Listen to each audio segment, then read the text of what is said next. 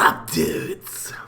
It's Gas, and welcome back to the Warframe video. So, I've put out a good amount of Revenant videos over the last couple of years, but today we have one of the easiest to play Revenant builds I've ever made. It probably will ever make because this build doesn't even require energy orbs.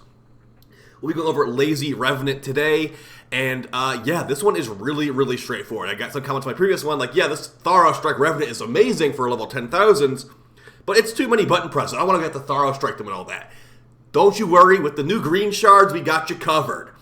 We'll be going over how to make this really easy for the Steel Path. It already is easy for the Steel Path, and what kind of weapons you should be rocking for easy mode Revenant on the Steel Path. But before we're into it, make sure you're subbed to this channel. We do daily Warframe video uploads. I'll also be live on stream after this video goes up.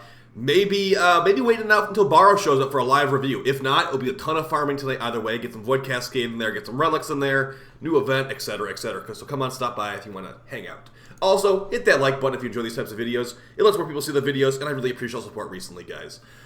Alright, so let's get right into it. What are we doing with Revenant? Why is this lazier than ever? Well, we've got a couple new things added to the game, some new loot items, if you will. And let's go over what those new loot items are that we're using. So first off, we've got the new green shards. Now, they don't need to be Tau shards for this effect. We've got increased maximum stacks of corrosive +2. We've got 2 of those, so we can have 14 maximum stacks of corrosive on a normal enemy. That's enough armor, or that's enough corrosive procs to fully remove enemy armor. The rest of our shards are casting speed, because we want to be able to cast our Mesmer skin very quickly, just in case we're, not paying attention.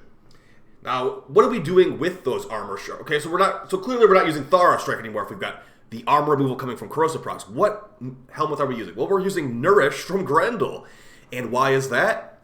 Because we can fully remove enemy armor now with corrosive procs, we should give them a bunch of viral procs too. So we're giving them viral and corrosive. We mod our weapon for corrosive. Additionally, making it even better, we've got this new mod called Energy Nexus, giving you built-in energy regen of 3 per second from doing literally nothing. So if we stack all this stuff together, we've got Nourish multiplying our energy, and we've got Energy Nexus giving us built-in energy.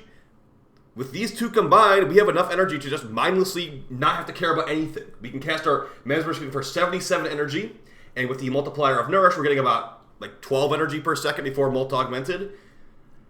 Yeah, in like about 5 seconds, we can recast Mesmer skin. We have 18 stacks of Mesmer skin. So we have infinite Mesmer skin from doing nothing. So let's just walk in here, but we have nothing activated. I cast Nourish, I cast Nourish, and you can see the energy bar going up. Now, of course, you can use Matarite Double Dash, or Sling Strength, whatever it's called, to get more power strength in your Nourish. But that's a little bit unnecessary for the build. The build is actually self-sustainable off of what we currently have. So, you can see the energy bar going up. Let's go ahead and get some some high-level enemies in here, and they're going to try to kill me. And they won't be able to, because I can recast Mesmer Skin infinitely. Also, we can just, cast our Mind Control if we need to. But I'm just going to show you right now that with this build, it is actually mindless. It is actually mindless. Now, this can normally happen too, but as you can see it in the bottom right corner, my energy bar is infinite. It might as well be infinite, because with Revenant, you don't have to cast many abilities. Ever so often, recast your Mesmer skin, it's back. Endless invincibility. Now, let's show the whole damage aspect of what we're doing now too. So we got the Phantsma Prime modded for corrosive and heat. I'll show you that in a second. But with Nourish, we have viral, corrosive, and heat. Very good for debuffing enemies like this. All their armor's gone just from our gun. And we just walk around not really caring too much. And as you can see, I can easily recast Mesmer skin with no energy orbs dropping. No really weird stuff here, just Mesmer skin and hanging out. When an enemy shoots me, when I have Mesmer skin up, they get stunned. Very easy Incarnon charge off of them when they're stunned like that. Another good weapon to do with this, besides the Phantasma Prime, is the Dual Tox Assist. Let them stun themselves. Easy Incarnon headshots. You can easily charge your Incarnon with Revenant. And there you go. Whatever you want to bring, you can. Just make sure you bring a weapon that is mod for corrosive for a setup like this. Now, just to explain what's actually going on here, as far as the damage is concerned, hopefully I've explained this well enough what the build does. It's not super complicated. We're just using Energy Nexus with Nourish and a lot of power strength to make it where we can cast Mesmer Skin whenever we want to. Every other mod spot is really not super important. For example, you don't even need Rolling Guard on here. I like to have Rolling Guard on here because I sometimes will tab out of the game and I'll have a heat proc on me or something like that. Not a super big deal, but yeah, sometimes I will use this. But the rest is going to be power strength here, power strength here, power strength here, And we've got duration, because recasting Nourish every 15, 25 seconds is annoying, so we have 38 seconds of Nourish duration. Additionally, the stun duration of your Mesmer skin is affected by duration as well. We've got range, because this will likely be a team build, and I want to make sure I hit my teammates with Nourish, because why else would I be casting Nourish besides giving myself and my teammates Nourish? So if you're playing solo, this could be Augur Secrets or something if you want some more power strength, or maybe a little bit more duration to recast less. But yeah, right here, I got Stretch on here to make it we can hit everybody with Nourish, hopefully. We've got Mesmer Shield to make it where our teammates are getting Mesmer skin stacks. It's got, between this and between Nourish, they're getting free, like a bunch of energy. They're getting a bunch of, invincibility time. You're going to be quite helpful there with your abilities. We've also got Prime Flow to make it where we can just cast our... We have a very flexible energy pool here. If we didn't have this on here, we'd have about 200 energy, and it would not feel as good. So I wouldn't really recommend not running Prime Flow, but if you feel like you can get away with it, that'd be my guess. As far as our augment or our arcanes, we got multi-augmented on kill, get increased power strength. It's about 60% power strength that's fully stacked up. We'll have an even better energy multiplier, even more viral damage for that matter. And Molt Vigor on ability cast, increased power strength on next WARFRAME ability. You technically don't need this. Depending on what you're DPSing with, this could be your DPS arcane. So for example, if I was using the dual tox, just like you'll see in the gameplay footage, you could do Arcane Precision on headshot, 300% increased damage. Or you go for a Fire Rate arcane. So for the dual tox, it would be Velocity. For the Phantsma, it would be, I think it's Arcane Tempo. That's on crit, so good luck with that in the Phantsma. But let's go ahead and show the build of the Phantasma, and then we'll start talking about how this works in mission and if I would recommend this over Thara Strike, because maybe I would actually recommend this over Thara Strike. So as far as the build, the Riven is status chance, multi-shot, magazine, minus slash. It doesn't really, this Riven does not matter. Just put on Vigilante Armaments if you don't have that Riven, which you probably don't. It's the same thing pretty much, just a little bit lower status chance. And so the thing here on this build is we've got the heat weighted pretty high, but we also got the corrosive weighted decently high as well. All you really need to do is make sure you have corrosive on this thing, because that's where your armor strip's going to come from. If you need to make sure you have a weapon with corrosive on it, that can hopefully have a decent amount of status. So yeah, we've got Toxin and Electric making it corrosive, and then we've got a heat mod here and a heat mod here. Our heat procs are highly weighted, but we have Nourish on here too, so that the viral is also getting thrown here too. So we're getting 10x viral, 10x corrosive, and we're getting some heat procs too. So very nice. Of course, the Bane mod can switch to whatever you need to for the situation. As far as the dual tox, we're going to quickly show that in the footage. I actually had a very different build on this. I've been messing with it a lot. I actually had accelerated isotope on here a while, but it was actually diluting the corrosive proc so much I took it off. Plus radiation damage and fire rate. This means you're less likely to proc corrosive, so I took it off, even though it is a kind of cool mod.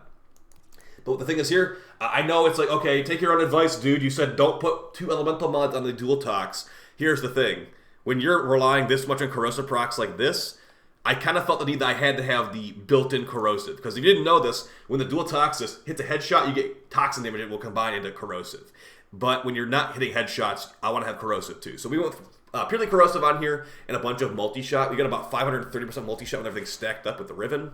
Oh, by the way, if you don't have a Riven with punch through on the dual tox, I'd highly recommend it. It's so nice. It lets you to clear out an entire room really, really quickly. If you don't have a Riven for this, the reason punch through is so important is this is the only punch through mod for pistols. Yes, this 15 drain Seeker mod is the only option you have for punch through. Maybe we can actually get a change to that someday, DE. This mod is way too much drain and not worth the slot to me. But if you don't have this Riven, you might want to think about putting on Seeker or something like that to get tons and tons of coverage. Alright, enough talking about that. Let's go and hop into the mission and see how this works in mission. So we're in a solo Void Cascade right now. This is with the dual Toxicist. Same build I showed you right here. You also got Babonico. I'll show you Babonico procer build. But basically, the idea of what your primary should be, or whatever your non-DPS weapon will be for this, is to get 10x viral and 14x corrosive. I know I said 10x corrosive.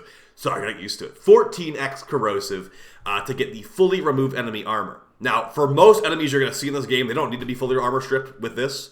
But the fact that you can is going to be very helpful. That's what the point of this build is.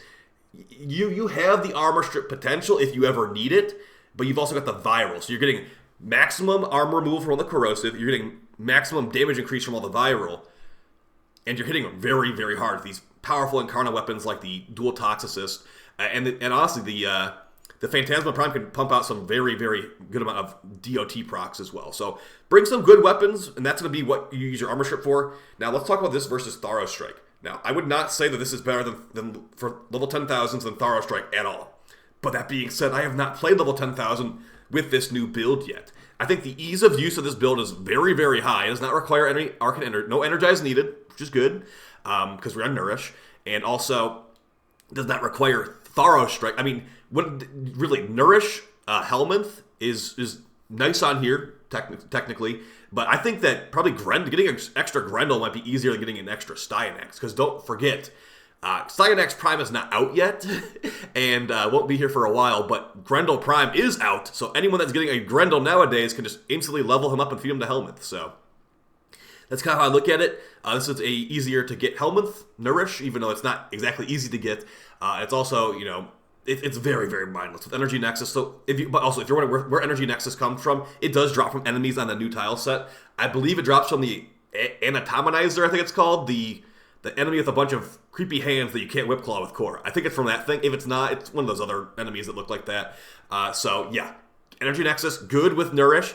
Without Nourish, kind of a weak effect. Not strong enough. Usually it's like a crazed up energy siphon, but it also does use a normal mod slot, not a aura mod slot. And yeah, Energy Siphon is only 0.6 energy per second. I wouldn't really recommend it on this. But again, the build is pretty flexible. I have enemy sense on here just to see enemies from across the map. But we have built enemy radar nowadays with 30 meters, so that's going to make it 60 meters. You could change the aura mod too. If you want to go for like corrosive projection, I guess, when the enemies aren't fully stripped, that could be good. If you want to go for growing power, for some more power strength, I guess you could do that too. Really, you have your options, guys. The mainstay of this build just though is high power strength and energy nexus. That's all it really is. That's all it's really needed. And then use the corrosive green shards in your frame, and then just corrosive weapon there with Nourish. That's all you need for the basis of this build. You'll viral proc everything. You'll corrosive proc everything, and you'll be invincible the whole time too, with no effort needed to recast your abilities. So that's basically gonna be it for the video. I hope you guys found it fun and helpful. You know, I'm not trying to say that Nourish Revenant is like the most unique thing that anyone's ever thought of, but I really do like this combination right here of Energy Nexus and the corrosive green shards. It's making it where Tharo Strike's not needed. I do think Tharo Strike is better in the end. I will, like, if I ever want to do like a reliable level 10,000, I think I'm gonna go with Tharo Strike over this. But if I want like a nice easy time, this should be able to handle level 10,000 no problem, as well as, you know, requiring less effort because I don't have the armor strip. I just use my guns. So I'll see you guys in the next video. Appreciate your support, and yeah, let's come by and hang out on the stream. Thank you, guys. Peace.